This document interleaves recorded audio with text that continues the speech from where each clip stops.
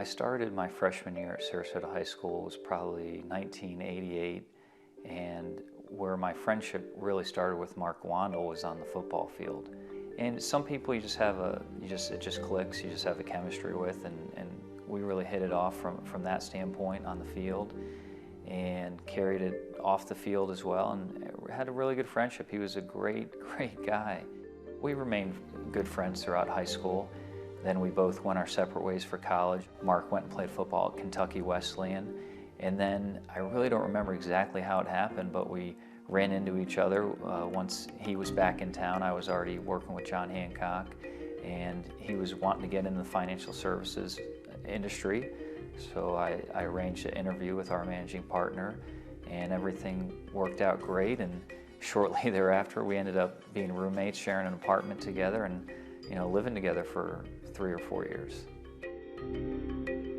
When I met Mark, I met him in a bar in Tampa.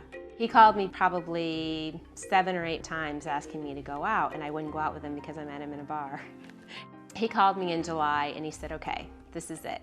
17 of my friends and I are going out to a soccer game, July 4th, going to fireworks, and if you don't like me, then one of them will make sure you get home safely.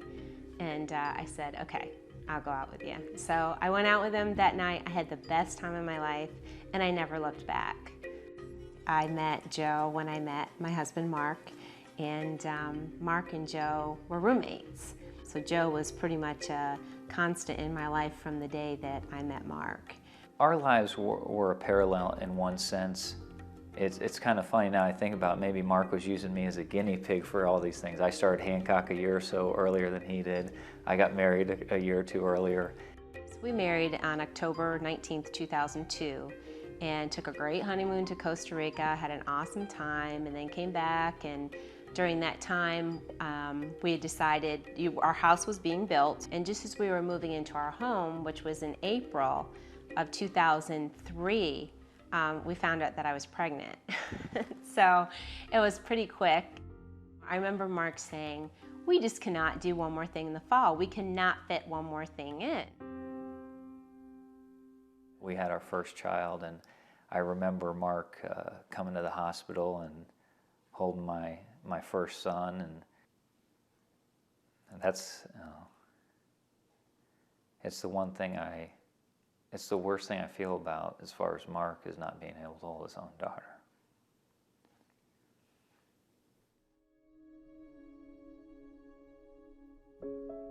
I was 9 months pregnant on October 24th, and Mark had called me that day at work and said, hey, listen, I want to go to dinner with you and your brother. Let's all 3 go to dinner. And I'm like, yeah, you know what? I think I can do that. I feel like going to dinner. So I got home, and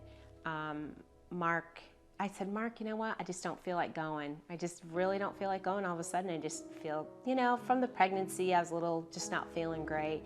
And he said, are you sure? And I said, yeah. And he said, but Melissa, I love you, and I'm going to miss you. And I said, well, I'll miss you too. I said, but I'll see you in a couple of hours. And he walked out the door, and that was the last time I ever saw him. A woman had ran a red light and had T-boned my brother's car, and Mark was in the passenger seat. So Mark took the brunt of it. It was only a mile and a quarter from our home. And I ran down, I got in my car, and I just said, I said, not now, don't do this now, God, please, this cannot be happening. I went up to one of the police officers and I just said, that's my husband, can I see him? And they said, well, we're working on him. And by the time I just saw my brother and assured my brother that I would go take care of Mark, I turned around and Mark was gone. I went over to him. He looked beautiful. It just tore his aorta. Other than that, he didn't have a mark on him. And so I promised him at that moment that I would make sure that our baby, boy or girl, would grow up to be a happy baby, and that I would carry on with our dreams, and I wouldn't let anything get in the way. I remember talking to Melissa very shortly after the accident. It was obviously very tough times, and I told her, Mark had insurance. I said, you can worry about everything else. But I said, don't worry about money. worry about Madison, worry about whatever you have to do. I said, don't worry about money. She has taken this insurance that Mark provided for her in Madison to a level that, I can't even imagine anyone else doing.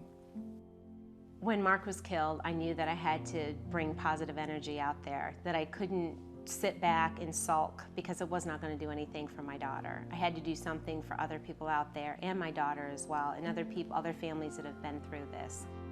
The Mark Wandall Safety Act was our first vision for the Stop Red Light Running Coalition, and it would allow the state of Florida to put cameras up at intersections to catch red light runners. So if they had these cameras in, even half of the intersections in Florida, it would considerably cut down on deaths and crashes in the state of Florida, and that's what we're looking for through the coalition. We've seen so many death claims paid off over the years. However, with Melissa, I think that the really special thing is that she has taken this gift from Mark, which is how she views it, and made a decision that she would do something really meaningful.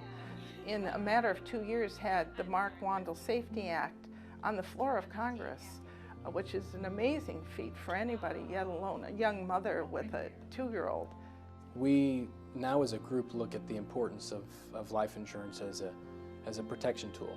The experience of losing somebody close to you like Mark, especially somebody who's in the insurance business, has given everybody in this office and everybody that he's touched the power to sit in front of somebody and tell them that this is important, this is something that you have to address, and it's our responsibility to do that.